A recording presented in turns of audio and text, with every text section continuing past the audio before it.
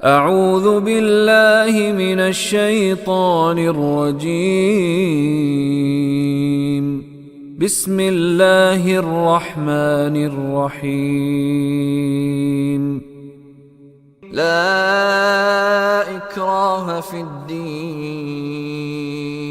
قد تبین الرشد من الغی فمن يكفر بالطاغوت ويؤمن بالله فقد استمسك بالعروة الوثقى لا انفصام لها والله سميع عليم.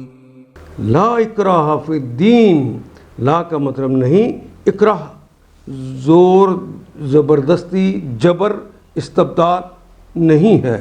لا اکراہ، اکراہ یکرہ اکراہن، ناپسند کرنا، مجبور کرنا، زبردستی کرنا.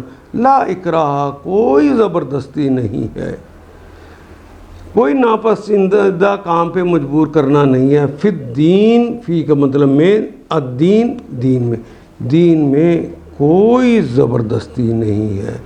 قد تبینہ، قد یقیناً، تبینہ، بیانہ یبینو تبیناً، تبین کہتے ہیں واضح، واضح کر دیں. قد تبینہ، بالکل واضح ہو گیا. الرشد، الاصل ہدایت، راشد کہتے ہیں ہدایت یافتہ کو. راشدہ یرشدو، ناصرہ ینصرو، اس کا باب ہے. الرشد، مکمل کی مکمل، ساری کی ساری رشد، ہدایت.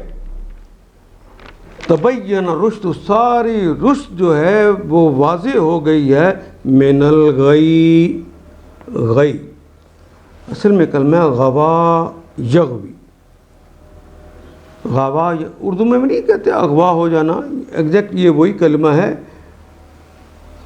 بہک جانا، گمراہ ہو جانا، نامراد ہو جانا، ان ساری کے لیے یہ کلمہ غی استعمال ہوتا ہے.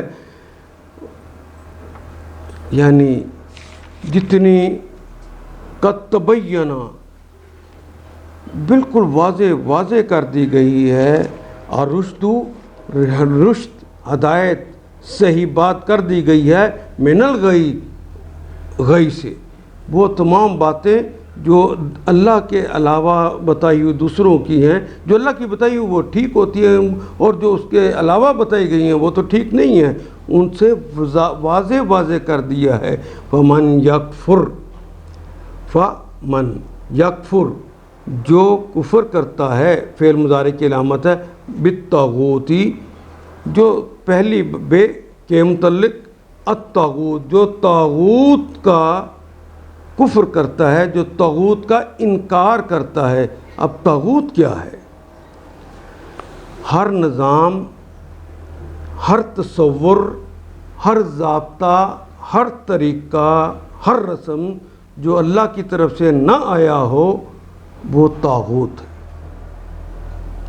اور یہ طاغوت کا کلمہ طغیان ہی سے بنا ہے، سرکشی سے بنا ہے.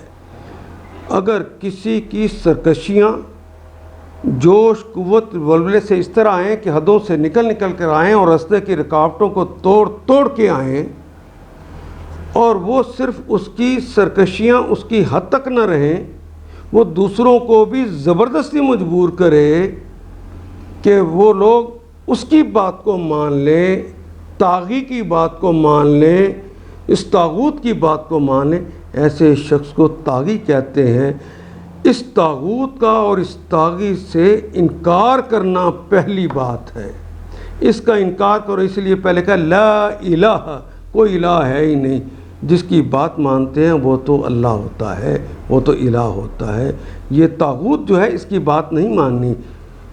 جس فمن یکفر بالطاغوت، جو طاغوت کا انکار کرتا ہے، وہ یؤمن باللہ، اور ایمان لاتا ہے اللہ پر. آمن یومن، امن بھی ہماری زبان کا کلمہ، باللہ، بے بھی ہماری زبان کا استعمال ہوتا ہے، اللہ بھی ہماری زبان میں استعمال ہوتا ہے. یؤمن باللہ، ایمان لاتا ہے اللہ پر.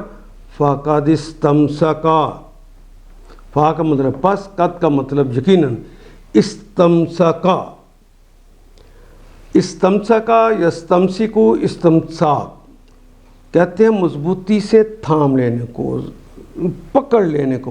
استمسکا اس نے مضبوطی سے تھام لیا ہے، پکڑ لیا ہے. کس کو؟